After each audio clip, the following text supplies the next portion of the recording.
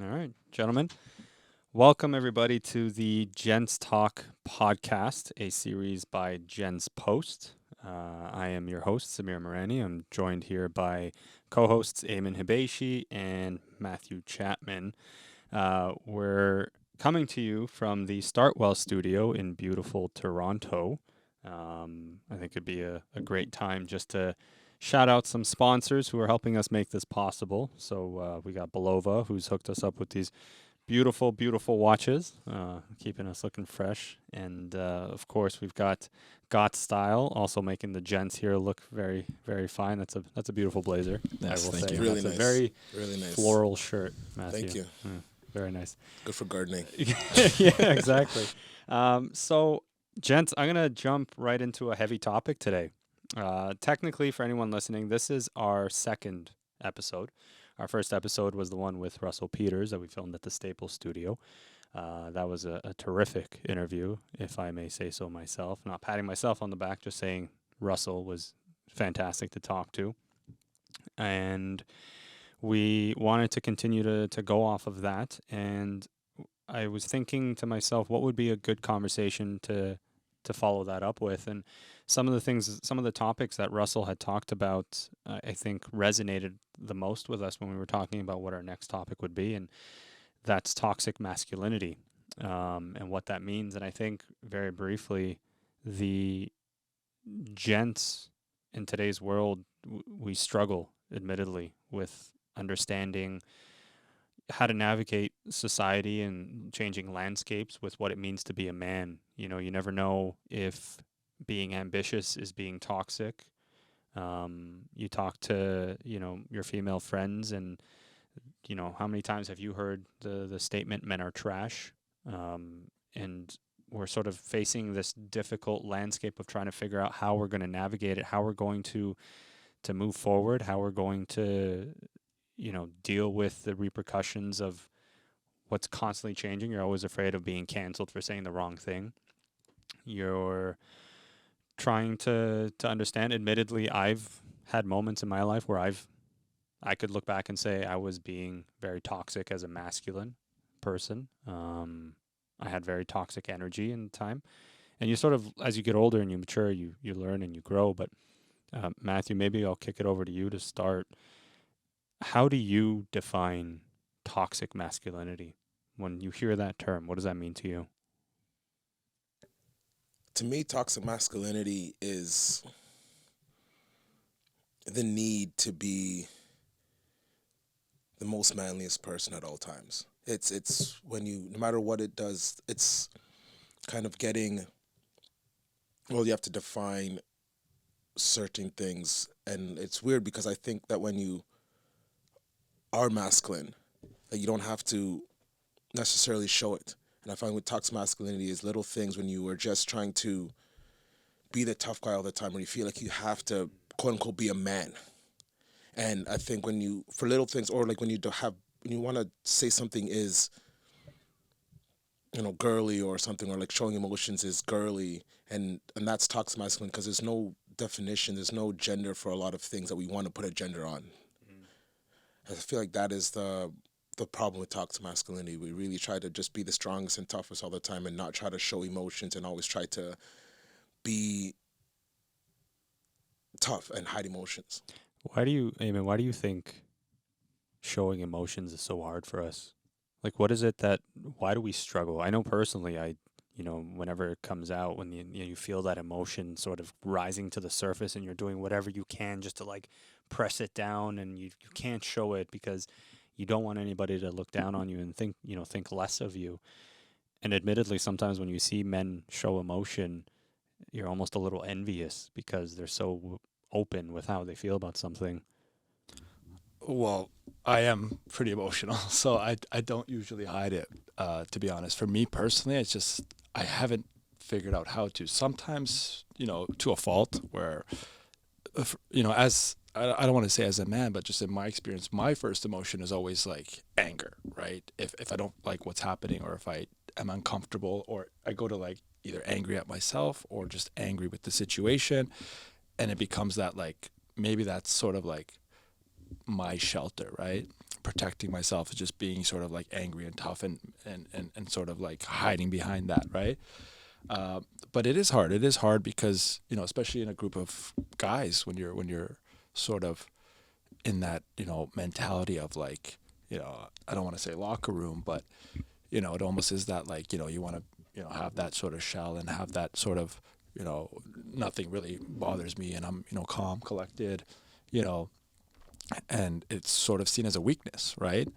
But I think it can definitely be a strength if you show emotion. You can sort of, you know, control it in the right way and use it to your advantage. Of like for me, what I do sort of, you know, resonate with is letting emotion out in its natural state, because then you're not hanging on to it and it doesn't turn into like resentment and sort of like build up into, you know, more toxic things in your body, which I really believe in. If you're holding on to anything negative, that could have a big effect on you and on your health, and it can come out in ways, you know, worse in the future, right? So, but I think generally guys just, you know, you know, again, those cultural pressures of being a man and what that means, and, you know, coming from, you know, a Middle Eastern background is very much, you know, man is the man and woman is the woman, right? And we deal with that. yeah, and we have those still cultural pressures and like, what will my family think, or what will this, you know what I mean? And am I being the man of the house? So a lot of that has to do with it, especially, you know, when you see other cultures, and a lot of cultures are very similar, where it's like, you know, the man has a job to do and he's supposed to protect the family and he's supposed to be the tough guy and he's supposed to teach his boys how to behave that way, right? Okay, so let me ask you a question. Is there anything really wrong, though, with being the man of the household, for being someone who tries to be the provider, who wants to look after his family? There's still an element, and I think sometimes we still get away from that, where in today's society, we think that expressing those kinds of things is toxic in and of itself. But being a provider for your partner, for your kids, for your parents, that to me personally is not toxic. That's just you doing what you need to do to look after your family.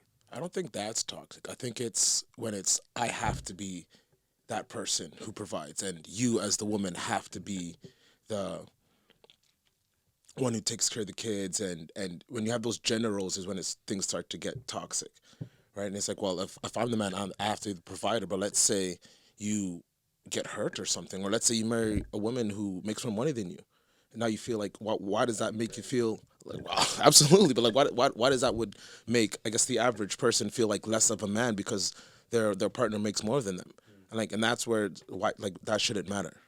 And on the question you were saying before with showing emotion, like, a lot of times it's hard because it's not necessarily showing the emotion, it's the what you receive after you show it. Like, sometimes if you're not my boy and I tell you like a personal situation, you're gonna be more like, who is this? Like, you know, laugh it off. Or even sometimes I've had situations with girls and I'm telling them a situation, let's say something that they did bothered me, and I'm explaining it to them. Oh, you're being sensitive. And it's like, well, Isn't that the point? yeah, it's like at one point you want us as men to be, you know, show more emotion and be more communicative with our thoughts and be able to express our emotions in a certain way. Yet when we do it, if it doesn't fit on your schedule, sometimes it's like, oh, well, you're being sensitive. And it's that whole having to man up and picking when you have to. And it's like, you should just be like, when one wants to complain about something, it's usually just, okay, we take it in, we'll listen to you. As a man, it's well, toughen up, figure it out. Yeah, and I think it should be both ways. You should be extremely sensitive and extremely, you know, calm and collected and be able to handle your business and take care of the household. I do believe that, you know, for me, it's not about, you know, man or woman, you know, gender thing, but I think as a man in society, you take care of your family, you take care of the community, you take care of your peers and your colleagues. I mean, if we all did that, I think it'd be just a better place. And it's not just because you're the man you're taking care of things, or women need the man to take care of things. No, it's I think it is. It doesn't take away from a woman's ability to do those things. Exactly. It makes me feel good when I'm providing and taking care, and I actually enjoy that, right? One thing I noticed you missed was that you didn't take care of yourself. And I feel like taking care of yourself is the most important thing, because once you take care of yourself, you naturally will start to take care of others, or at least the ones around you, because you want everybody to feel as, I guess, well, as good as you're feeling, right? And so I feel like sometimes the focus is so much on, okay, I got to take care of my family, I got to take care of my kids, I got to take care of this, that you're left to not be able to take care of yourself. With women, it works the same way. It's like, I got to take care of the kids, I got to do all this, and everybody, you want to forget about yourself. And once you, what I really believe is that once you really start to take care of yourself, the rest will start to follow through. And in that, you can better, take care of your partners and everybody else around you. Absolutely. I think that's the important part of having a partner too, that understands that understands, for example, if they're in a relationship with you, and you want to be a provider, there's almost a power balance, or what's the word I'm looking for here? There has to be almost a negotiation. Yeah, communication. Thank you. Of who's doing what and who's providing what. Some of it unspoken, but I think you can't. At least on the relationship side, you have to be on the same level when it comes to that. Like, your partner plays such a huge role in how you behave, how you act, what you do, and what you don't do when it comes to trying to be a man, trying to be a provider, that sort of thing. Yeah, I mean, I think communication can solve 95% of problems out there, right? We're just, and it's a problem even I face of, I like to over communicate just so that we're very clear of like what the situation is, right? Especially getting a little bit older, and when looking at relationships, you're sort of looking for someone a little bit more serious. You have more boundaries. You have sort of non-negotiables that you figured out. You know what you want in a partner, and you know sort of more about yourself. So you're able to sort of find that partner that can sort of fill those gaps where, it becomes a nice yin and yang situation where I do this really well, she does this really well, and together, we could be a power couple. We could build something together, and it's about, her going after her dreams, me going after my dreams, and helping each other both pursue our dreams. Isn't it great when you have a relationship where your partner doesn't stump your ambition, doesn't look at it and treats it like it's toxic in and of itself? I think a lot of us have been in relationships where our ambition to grow and build something, whether it's career advancement, start a business, start a fashion line, whatever you name it, start this podcast, and you're with a person who wants to shut that down because A, perhaps they have their own insecurities, or B, that means less time with them. And I think that also leads to communication, explaining that part is important to you, that's something that you want to be able to pursue long term. Yeah, I think you need that, not even just necessarily in a partner, but like your close circle, your close group of friends, whoever you confide into the most, because you need people to ride with you. Yeah. Right? Like, you need the people that when you say, okay, I'm going to do this, that they're like, yeah, you got this. Opposed to be like, shh, like, Yeah, absolutely. and that, having those people around you, having that circle, people you can talk to, is what we need, right? And I think with what we're trying to do here is trying to focus more that on men, and having men be able to talk to men, because it's easy to spill your heart out to a woman, right? It's easy.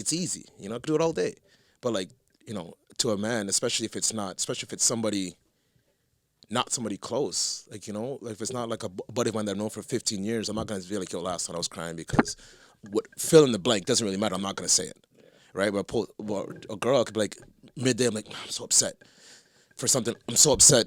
Got my cup of coffee. Right away, Yeah, the girls will just immediately like, "Oh, what's wrong? Yeah, Let's get exactly. together. Let me come over. Like, I'll send you Uber food. I'll whatever." They'll do anything just to like, okay, how do I make you feel better? And that becomes the main part of the day. And that was something that when we did the interview with Russell, we briefly touched on that about like, a guy is more likely, if you and I are in a club, I'm more likely to go and fight for you than I am to tell you, hey, I'm in a really bad spot. Why am I so quick to aggression and so slow to say, I'm struggling, I might get laid off, or I'm dealing with a bad relationship, or whatever, you name it, bad red flags flaring up everywhere in my life and I can't figure things out. We need to do better as men to have those conversations. And I think that also starts with having the right group of men around you. If you don't have the right group of men around you, you can't have those conversations. You're going to have people toxic masculinity exists. There's no doubt about that. And there's a lot of men out there who you've known for a very long time, you've grown up with, have had some of the best memories that you can think of. If someone said, "What was your best party story?" You think back and you're like, "Oh, it was with this guy and we did this thing." And but at the end of the day, that one person is the person you can't go to because they're more likely to party with you and fight with you than they are to console you when you're at your deepest, darkest moments. And having, like over the last 2 years, for example, there had been some really, really dark times, especially being locked down, not having your outlets, not having your distractions, and you had to face, a lot of men had to face their demons. I had to face my demons. Absolutely. I had to do a lot of soul searching. And I'm pretty confident in saying that there's a lot of men out there that had to do the same. And a lot of us didn't like what we saw in the mirror. A lot of us realized that we were either in unhappy relationships or we had jobs we hated or we weren't where we wanted to be physically, emotionally, mentally. We felt stunted. And sort of all of that stuff got stripped away from us. We couldn't watch sports. We couldn't go to the gym. Like, we couldn't go to a bar. We couldn't date. We couldn't go to a club. We had to sort of sit there and figure life out. And that's when we sort of came to the conclusion of, maybe we need to change how we do things. And having the right group of men around you will help you get out of that corner. They'll call you out on your stuff. They'll tell you, "Hey, listen, you're better than this, and this is what you need to do." And at the same time, having them there will also, even just talking to them, firstly, is very therapeutic. But secondly, listening to them talk about their own troubles in and of itself is a lesson. Yeah. I think people say that a lot too, like, give it to me straight, or, want that person in their life that's sort of doing that and checking them and saying, "You know what, you said this, but you didn't deliver on this," and holding them accountable. But it's hard to hear, it's hard to get criticism on yourself, right? And by default, we don't do that. You look to your closest friends sometimes of like, it's sort of like, I want you to give it to me straight. If I'm not behaving in accordance to my principles and my morals and my ethics, you got to let me know that, right? And we don't do that. We sort of dismiss it in general, I think, right? And a lot of people will say like, "Yeah, give it to me straight," or this, but then they don't take it, or then they get upset, or then they take it as criticism, and sort of it becomes challenging to bring it up again. Like if I went to you and said, "Samir, you told me you were going to do this and you didn't do it, man. Do it." And I kept saying that. You'd say, back off at some point, right? You know what I mean, though? It's just an interesting thing to observe because lately I've been having more of these conversations, and you and I have even been speaking more, and the three of us have been speaking more about it. And sometimes you just need that one person, that support from that one person, whether male, female, whatever, to just believe in you, right? And that support sometimes is all you need to sort of get over that hump. The world might be against you. Your family might be against you. The people that love you the most, trying to protect you, might be against you. But if that person that believes in you says, "Hey, if that's your passion, that's your dream, go after it. And I believe you can," right? Sometimes that's all it needs. And some amazing things have happened as a result of that, right? So how do you curate those types of people? Because it's easy to say that, when you have that kind of group around you. Like, I'm fortunate in saying that I have a solid group of men in my life that I can turn to when life gets tough, when I need to be held accountable, when I don't know what I need to do. I can turn to a good 4 or 5 men who will pick up the phone when I call and say, "I'm yours. My time is your time. Talk to me." But for men who don't have that, or who yearn for that and just can't find it, what what's the best way to go and seek that out? I think just trying, because you never know. Right? You might have a buddy that you assume is all macho and doesn't want to talk about things and you guys might be on the same page and might just be, "Hey, buddy, spill your heart out to that person and see what they say."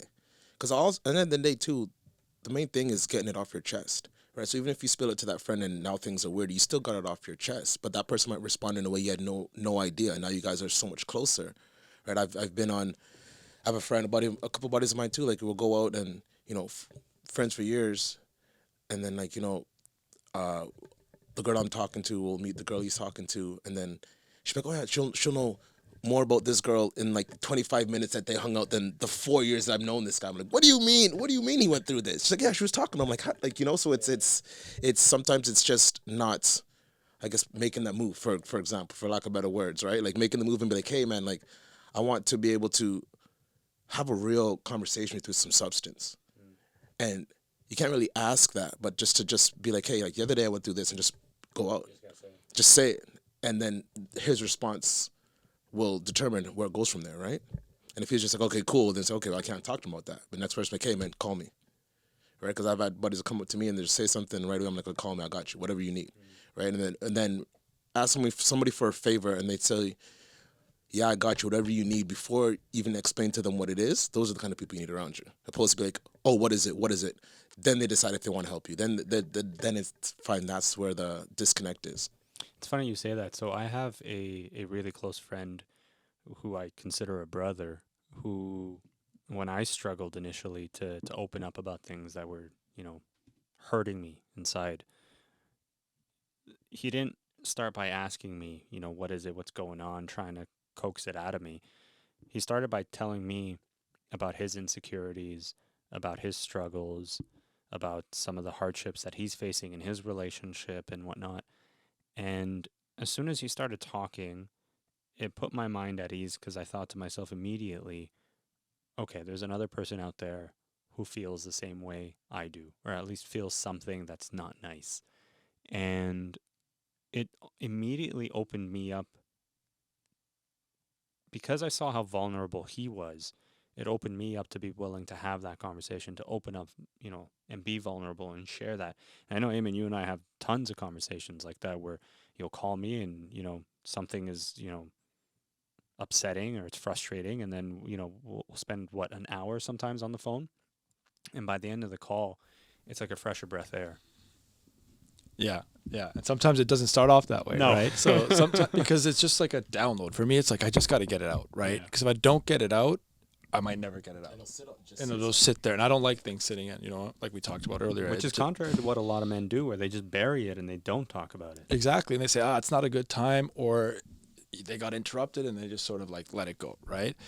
For me, that's why I'm really like training myself to just get it out. Sometimes it comes out in a very raw, rough around the edges kind of way, and it's aggressive, and it's, and for me, a lot of time my intent and what the message I want to get across gets completely lost in the delivery a lot of the times, and it messes up a lot of things for me. And that's something I'm really working on right now, because it's not about my intent, it's about how that person receives it. If they're not receiving the message I'm trying to deliver, then nobody wins, right? I'm losing, they're losing, and we're creating a friction and an argument. So just getting it out, then sometimes, I'll take a step back, and that's where Samir's really good. He's calm. He's, he knows me a little bit now, so he says, okay, let's keep this going. You know what I mean? And then we sort of slow it down and hash it out. And then by the end of it, it is like, wow, I'm glad we stuck it out. Thank you for sticking it out, because he could easily just say, you know what, we're done here. This is too much. Like, call me when you're more chill, or when you're ready to have a conversation, right? And that's real stuff. And I think that happens with a lot of, friendships and things like that, where, especially amongst guys, where it's like they just give up on it. It's like, I tried, we got angry, we fought, and it didn't work out. So I'm better to just keep it quiet next time and keep it in. And then sometimes we'll turn to that and say, oh, you know how it is. Guys will fight, and then the next day they're fine, type of thing. But in reality, that stuff lingers and it builds. And then the next time you guys argue, it continues to build and it lingers.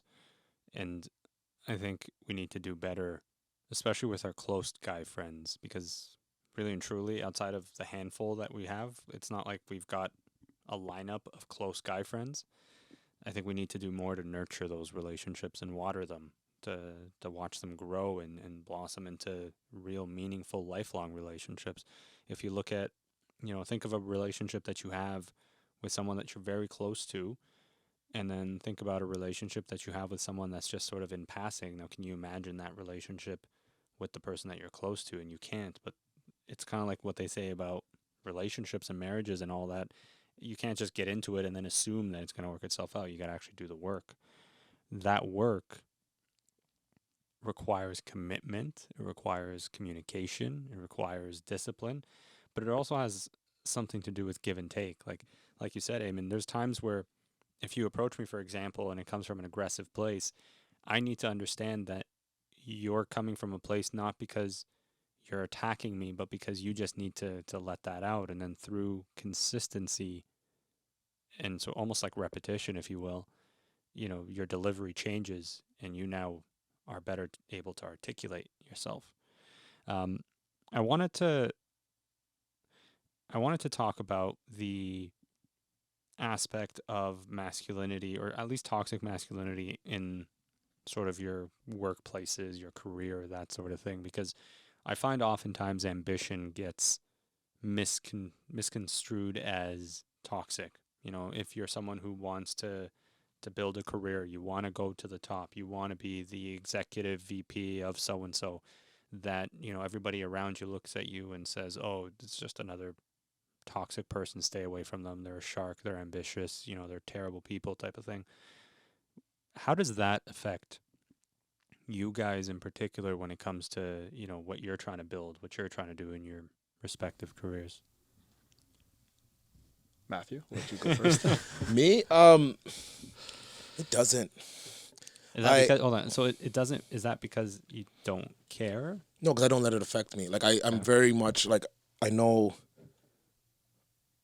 I'm gonna do what I'm gonna have to do. I'm gonna do what I'm going to do, regardless if you are help me out or with me or against me. And sometimes you gotta realize, sometimes with that person, it's just could be them and their day, and 90% of the time has nothing to do with you. Right? For example, if you could hit somebody, you could be in the grocery store, hit somebody at the back of their cart, and they freak on you. Has nothing to do with you. Yeah. Yes, you hit them. Yes, you're incorrect. But them They're already having a bad day. Yeah. So sometimes you really got, just for me, I sit back. I'm like, it's got nothing to do with me. Misdirected anger as well. Like I always in my head, I'm like, that's misdirected anger, right? Because it's unless I know I'm in the wrong, and but if it's okay, though, if you feel like you got to be that person all the time, then who am I to say you're incorrect, right? We live in different worlds. In my world, I don't have anything to do with that. In the same sense, when it comes to work, I'm always, you're gonna talk to me like a human being, or don't talk to me at all. Like we're gonna have a real conversation. I don't care who you are. There's no above or below for anybody, right? So if you're gonna sit there, I've been at work sometimes, people like, "Oh, you're late." My response is hello. Like, you can still say hi. Like, I'm still a human being. Whereas, like, I work at a bar. Someone comes, like, I'll take a beer. I'm like, hello. Like, it's like once you, I think, Common and courtesy. once you break it down into that and realize that person's a human, I find, like, a lot of times a simple, hello, how are you doing? But, like, realize that it's a real, genuine, how are you doing? And if they just, that they kind of breathe. It's like, because they realize it's again, it's not you. They're coming from a last situation, coming in hot from something else. It's like, okay, this is not me. Then they realize it's something else, and then they come down. It's like, okay, hey, I'm doing fine. How are you doing? Not the same thing. Yeah, sorry for being late. Or what beer can I get you? After that, then everything kind of calms down. It's funny. It makes me think of a funny story where I was driving on a highway once, and I didn't pay attention, but I had accidentally turned off my lights because I've got automatic lights. So if I flick it by accident, it immediately turns it off. It's super sensitive. And so I'm on the highway, and this truck pulls up right next to me, and he starts honking at me. So he he pulls up. I basically avoid him, and I get onto this side street and everything, and I navigate through, and I finally get to a light. And I'm just sitting there, and I'm chilling, and I'm thinking to myself, okay, we're good. This crazy man is gone. It's over. Yeah, it's over. I should be fine. And I kid you not, I hear a knock, like a banging knock on my glass, and I look over, and he's just standing there, and he's already losing his mind, and he's just like pointing, like, lower the window, lower the window. And I stupidly lower the window, and as I'm doing it, thinking to myself, why am I lowering the window? But I don't know, part of me just really wants to know what this guy's gonna say to me. And he just starts yelling, I was trying to tell you that your lights are off, but instead you're flashing your high beams at me. What kind of a person are you? And things like this. And I'm just thinking to myself, I'm like, this guy's having a really bad day, What was going through your mind when he was knocking on the window? Were you like, this guy's going to punch me in the face? I thought so, yeah. And you're okay, ready to take that? Like, no, okay? but I was almost like, I wanted to know. But at the same time, I thought to myself, there's no way this guy literally, because I looked in the rear view as soon as I saw him, and I didn't see his truck. So I'm like, okay, this guy must have literally ran like through traffic at this point just to get to me. But how he even remembered what my car looked like at that point, he's got good memory. But Was it a big dude? average. Yeah, nothing too crazy, but enough that I was sitting vulnerable in my car, and if he wanted to punch me, I'd have to take off my seatbelt, open the door. Oh, you're in a Yeah, bad spot. I was in You're a bad spot. Yeah, I was very vulnerable. But I wanted to sort of just end off this segment. Firstly, gentlemen, it's always important, I think, when we share these stories, because Eamon, you and I were talking a little bit off the record earlier about how it's important that we have these conversations, because we don't know a lot of these things. We're sort of just figuring them out. So with that being said, I wanted to get a sense from you guys. Why are you here? Why are you dedicating your time and efforts, reading up on the topic, thinking about stuff that's happened in your life, spending your time in the studio talking about these things? What does this mean to you? What does defining what it means to be a man in today's world mean to you individually? Me, I'm really happy to do this podcast. So it's the first one. For me, I'm just happy to get this out. We've been talking for a long time, so I'm really, really excited to just be in this space with people who are like-minded, because I've been on this, call it a journey, for a few years now, and I do it because every once in a while, a guy will message me on Instagram and be like, "Thank you," or like, "You know what, I really needed to hear that," or that's what I want to talk about, or that's something, like, as in, like, they, not that they're making the step, but they're opening the door to the opportunity to possibly make that step. And that is, like, I feel like we just got to make talking about shit cool. Like, like, it's just not so frowned upon and not so soft, quote unquote, but just making like just regular. Like, it's okay to just sit there and just talk about emotions and things we're going through and things that are stressing us, things that we love, things that we don't like, in a healthy way. And to really avoid and try to steer away from the rage and the anger. And really, that's really what it is. Like, a buddy of mine messaged me last night, actually, after we just posted the Russell Peters interview, and he's like, "Thank you, man." He's like that's what I want to get to. And I have a couple buddies message me, not even buddies, like guys I went to high school with, and they're like, after reading one of your articles, I want to go talk to a therapist. And if they did or didn't, I didn't follow up with them right away. But the point, like, it's opening the doors to having those conversations, opening the mind that it doesn't have to be the way it's always been.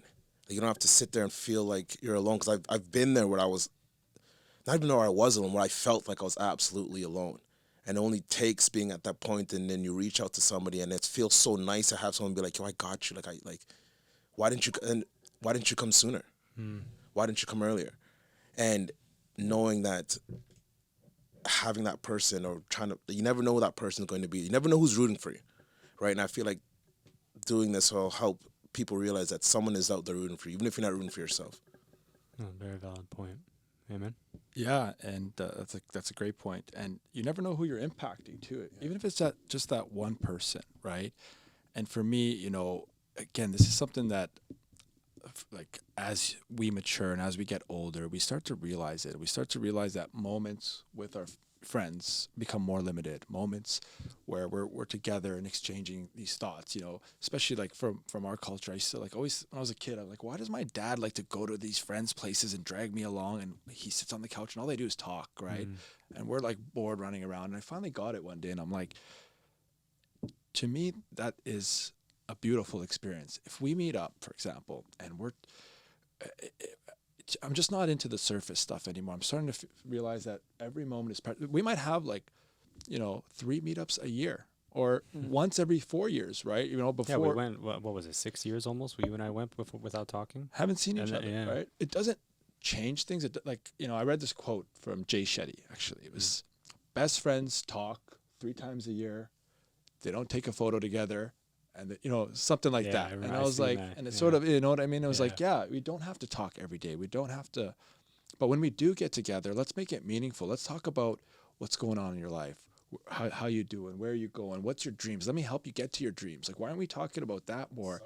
Substance. Level is just so boring. Yeah, like, I don't care what you did last night or this and that. And like, I'm so over that. I think, again, I don't know if I'm just getting to be an old man or what's going on here, but when like, it bothers me when someone's on their phone. I know, like, it's my business. My phone is my livelihood. So you can imagine that without my phone, I wouldn't, wouldn't be able to survive. But what I've trained myself is when I'm with you, I'm with you. That moment is with you. If we schedule time, honestly, if the king of Saudi Arabia came in and gave me $1 billion and said, I need to see you for coffee, I'm like, sorry, my time is with this guy. This guy is the most important person in my life.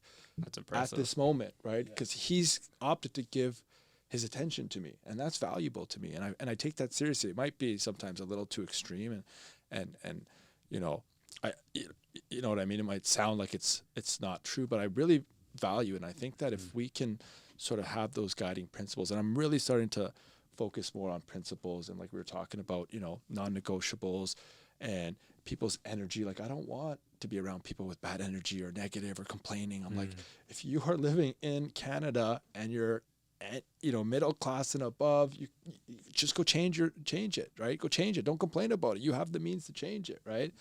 So, I mean, a long-winded way to say, basically, I'm really excited about this too. It's been a long time coming, and it is, a lot of guys might not have that outlet, right? If we're that outlet, or they could reach out to one of us or all of us, or just see us sharing very vulnerable and making that cool, like you said, like, when we're young, no way we're talking about this, because it's just not cool to talk about this, or crying or showing emotion, but now if we can make that cool and exchanging value and just if we're all becoming better and more focused on taking care of each other and taking care of our community and just contributing more, I think that's how we sort of evolve, and the impact becomes greater as a community, right?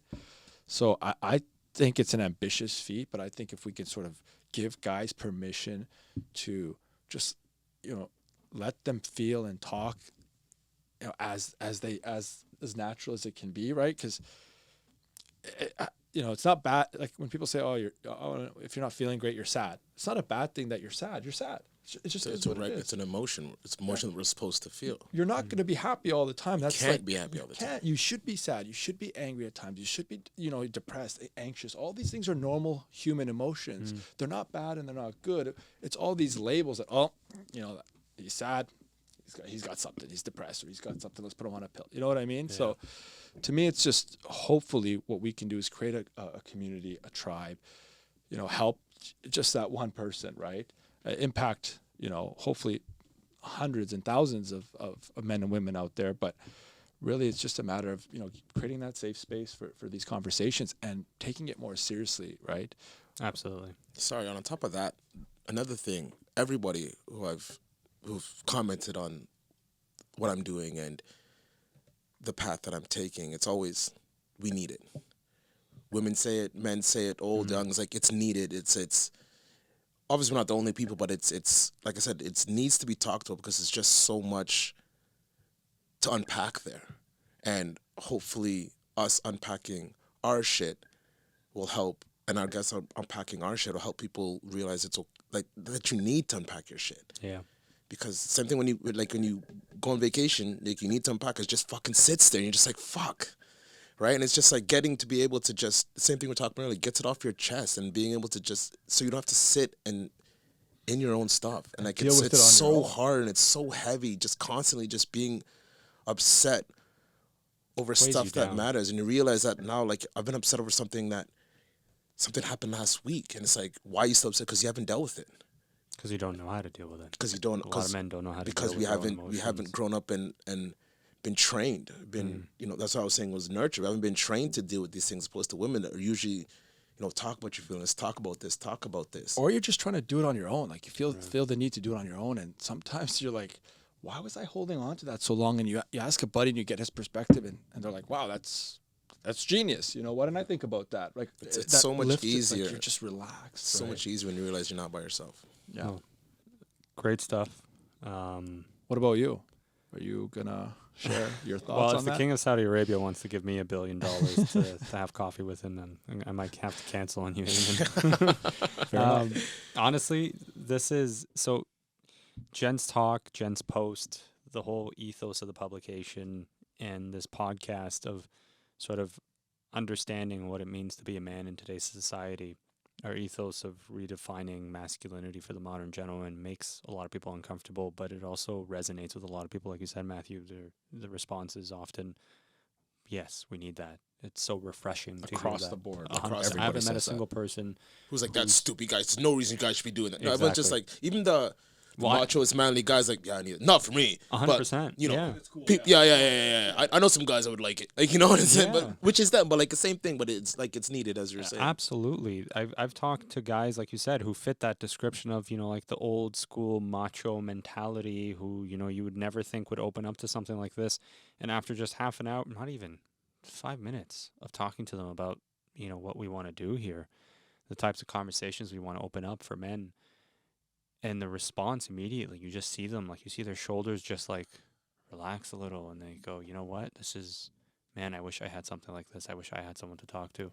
Yeah, and that's a good point. The whole, like, it's a big feat redefining masculinity, right? To me, and sorry to cut you off. I just wanted to add, like, for me personally, it's like there's a perception around, for me, a male Arab man, right?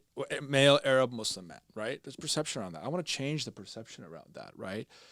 That just There's a lot of negative connotation. Lots of negativity around that, right? Even when I'm talking, right away, there's perception. You walk into a room, there's perception. I'm sure you faced it and you face it right away. And then they get to know you. Oh, he's got 3 sisters. Okay, so that brings him down. That, you know what I mean? You almost have to start explaining or giving out reasons for them to Yeah, diffuse the way they're reacting. Oh, he's nice. Yeah. Oh, he said hi to that person. I so know he that must be, person. yeah. Yeah, so Yeah. now they're vouching. Now, oh my God, he, within 3 seconds or 5 minutes or whatever it was, it's like, okay, the perception has changed, right? So, imagine doing that on a larger scale and changing people's mind of like, you know what, maybe I don't judge people based on how they look or how they are perceived to behave or animated or colorful. Walk in with this floral shirt. Who does he think he is? You know what I mean? I think I am the man with this floral shirt. I don't know who I think That's the last time. That's the last time I'll bring that. No, but it's like changing the narrative. Really, what it is. It's always changing the 100%. narrative on so many levels, and I like that you can come from your perspective. I'm coming from, I'm a black man, and that is it. Like nobody can tell me anything different, and so my views is coming from me, and yours are coming from you, which is what we have in common is men, but we also very, very differently because our cultures are different, our religions are different, right? But some of the same core things we still deal with. Still resonate with. Yeah. Yes. 100%. Gentlemen, this was a pleasure. Thank you for sharing your stories and your anecdotes. For those watching and for those listening, your support goes a very, very long way. So be sure to like, follow, subscribe, comment, you name it, anything and everything. Share it, please. If you know that there are gents out there that, need to hear this and maybe this helps them open up a little more, then if this is their way of taking that first step, then that's already an accomplishment for us. So with that being said, thank you very much for listening to the Gents Talk pod, and we'll be back with you shortly. Thank you.